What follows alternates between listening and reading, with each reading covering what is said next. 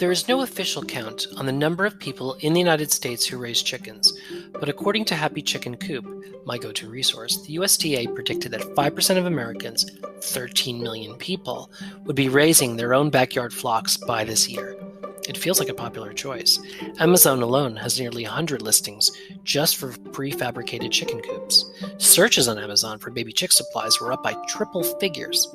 My Pet Chicken, a hatchery in Connecticut, reported that by the first week of March in 2020, sales were already at 98% of the previous year's figures. By the end of March, that number increased to more than 500%.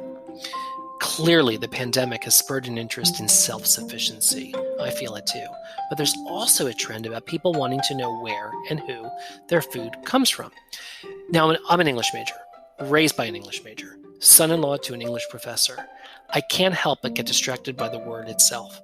If chickens are so great, why do we call cowards chicken? It seems like an injustice to an animal. I mean, they're an animal, right? That through its eggs and its ultimate sacrifice and provides such self-sufficiency. I wanted to know why. So I went to that font of knowledge. No, not Wikipedia, but another one. I went to Quora. David Steers said this on Quora. Chickens can be skittish, he explained, afraid of just about anything. Survival awareness. They run, taking cover. Daniel Dijou has raised chickens for years, and what she said about chickens meaning cowardly. Probably due to behavioral observations, she said. Once she put a decomposing buggy log in the chicken run, so her girls would have something to do. All 5 of the chickens, though, hid in the coop for a week in terror of this new object. When they spook, she said, they spook hard. Feathers flying, chickens exploding in every direction, noises like you wouldn't believe, she reports. Some breeds do this more easily and with less provocation than others. So really, according to Danielle, chicken is associated with fear because they are comically and irrationally fearful animals sometimes. So chickens, a staple in our diet, a symbol of self-sufficiency, the spirit of spooked. Well, doesn't that sound like a good episode for Cidiot?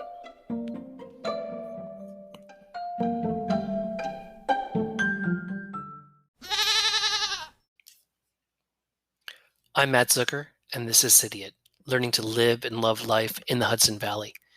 As you may know, Cidiot is a top 5 finalist for Chronograph Magazine's Best Regional Podcast in the Arts and Entertainment category. Voting starts April 1st. Please do. Now, chickens are a big part of country life. Nearly every big and small farm will have them that we know. Plus, my colleague Ryan had chickens in Chicago. Yup, in the city of Chicago. Then he and his husband Corey moved to Richmond, Virginia, where they now have chickens, sheep, guinea hens, ducks, geese, a turkey, and rabbits. In our one-on-one interview, you'll hear Ryan's chicken advice. Why, how, and which ones.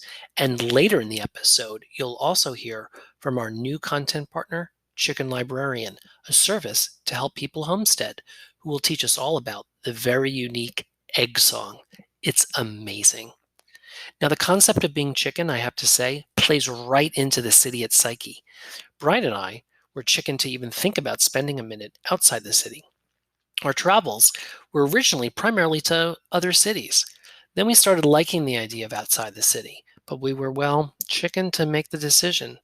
So we first, as you might know, rented 3 summers in a row in 3 towns. You know, the 10-3-1 plan from an earlier episode. It was methodical, and what it did is it paced our ability to absorb the idea. Finding a place was nerve-wracking, sure, but it didn't stop us from acting. Then when we got here, I was suddenly chicken of everything. The plumbing system, going to the basement, changing the water filter every other month, car batteries freezing, putting the wrong bulb into, the whole thing with the sockets. Over time, I've learned to do things more myself. Brian runs things on a seasonal schedule. And a few times a year we make up a big list and we call a handyman. And chickens. Chickens themselves. Never really afraid of them, but never really understood them. We love chicken, and it's a staple. Every Friday night we celebrate Shabbat with the 4 C's: candles, challah, cocktails, and a chicken. Our go-tos are chicken from Sawkill Farm, which you've heard me about, and when we really want a special treat, Applestone Meat Company. Have I chatted about them before? Applestone is primo, the founder of Fleischer's New Business. Get this, you get their delicious meats, all their meats are amazing, by the way, out of a, wait for it, vending machine. Actually, several vending machines. There's one for beef, one for poultry, one for pork. Applestone locations are open 24/7, which is really good for Cidiots. There are actually 3 locations right now. There's one in Hudson, not far from us. There's one in Stone Ridge on the other side of the river. And most recently, Applestone opened a location in Eastchester. But what about taking chickens, this idea of it, further down the proverbial run? Let's go full free range with the idea. What about you Cidiots, having your own chickens? What would that be like? Should you even have them? We'll get started with Ryan, who would know better than almost anyone. The first thing I asked him was, why would people even have them? Well, the answer, it's more than you might think.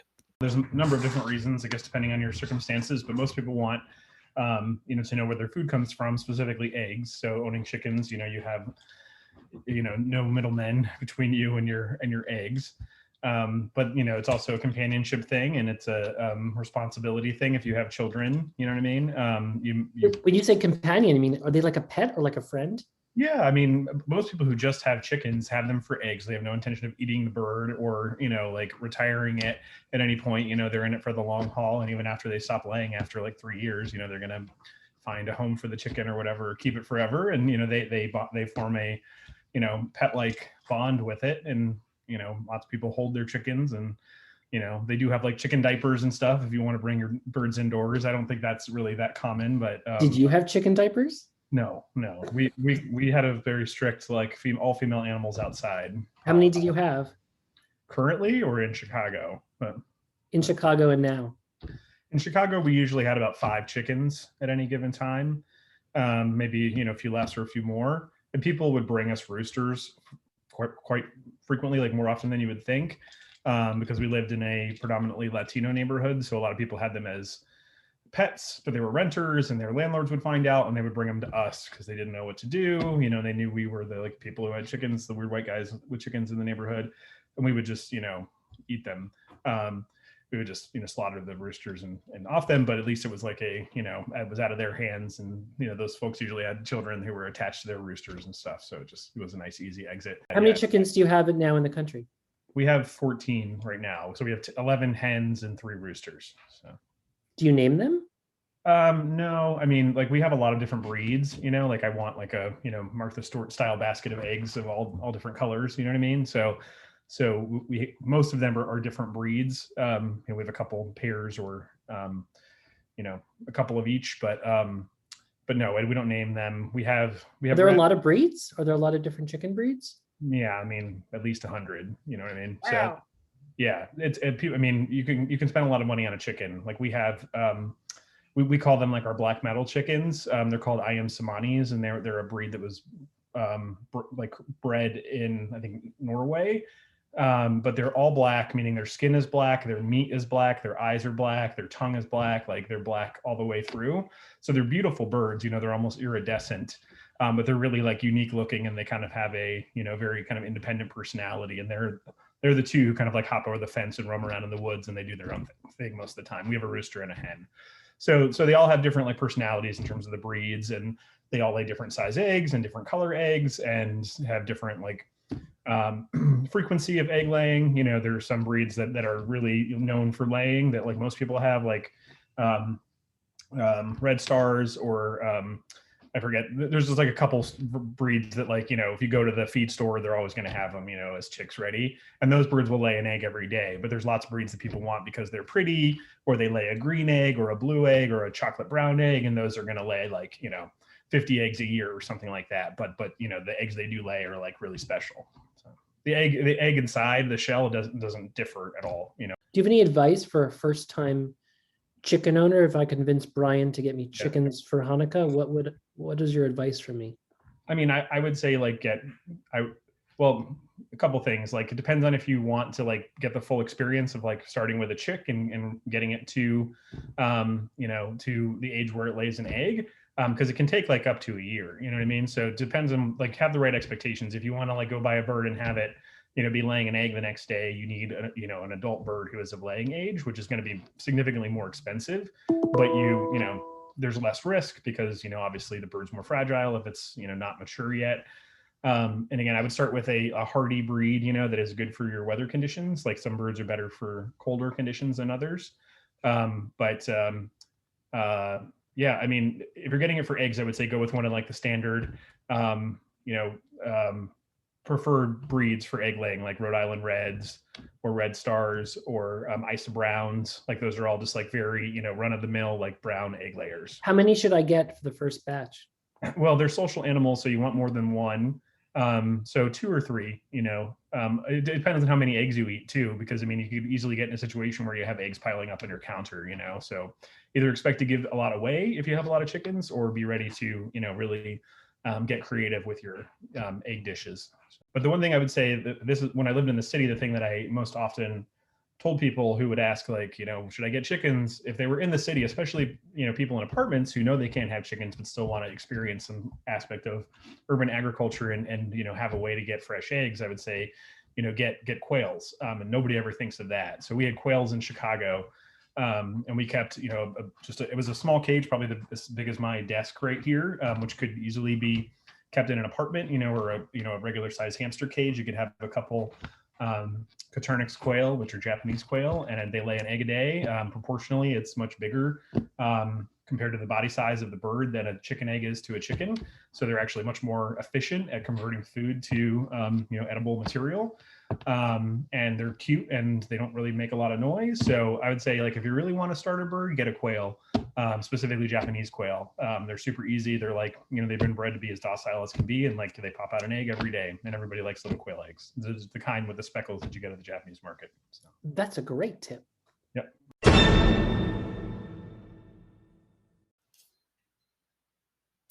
I know more about chickens than I ever did. Thank you, Ryan. Rhode Island Reds, Red Stars, the Dan Quails. The bird brands, breeds, sound like sports teams.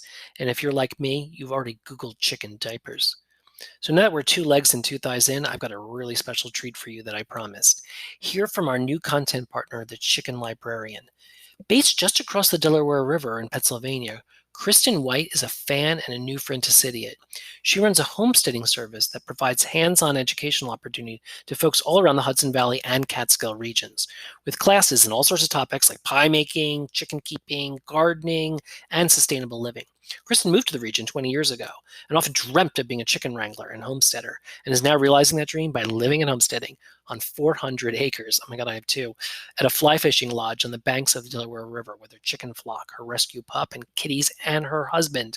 The husband runs the fishing lodge while she plays in the garden. Now turn up your volume for her first lesson, the egg song.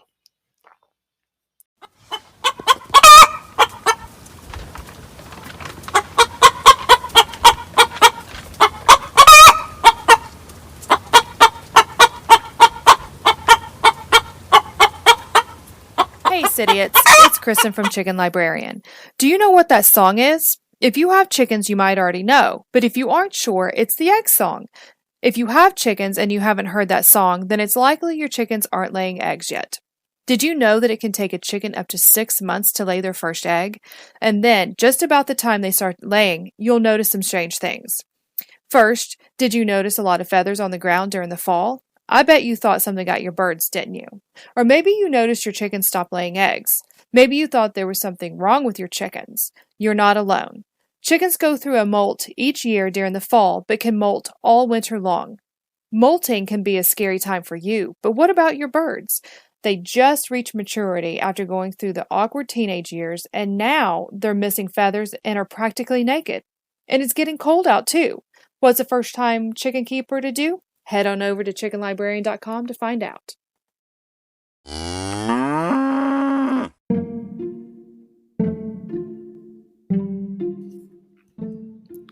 Thank you, Kristen. Thank you, Ryan. And thank you for tuning into what was sure our Pulitzer Prize-winning new season of Cidiot. You can help voting for Cidiot at chronogram.com for Best Regional Podcast in the Arts and Entertainment category. Please do. You can also find great classes and lessons from the Chicken Librarian at chickenlibrarian.com. Makes a great gift too for birthdays, anniversary, Mother's Day is coming up.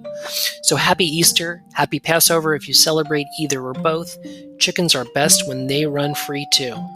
I'm Matt Zucker, and it's spring in the Hudson Valley. Brian's crocuses are popping through. Those are the purple ones. Get vaccinated and come visit